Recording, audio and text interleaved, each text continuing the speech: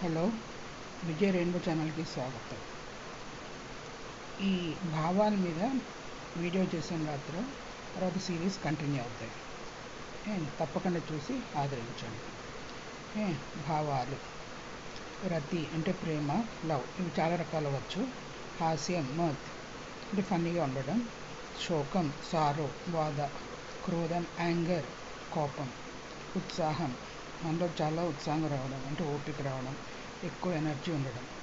భయం, టెర్రర్ అంటే ఫియర్ వల్ల, టెర్రర్ వల్ల భయం. జుగుప్స, డిస్గస్ట్, చిరాకు, విపరీతమైన చిరాకు, మన మీద మనకే కోపం, అవతల మీద కోపం, ఎవరితో మాట్లాడబుద్ధి కాదు అట్లా.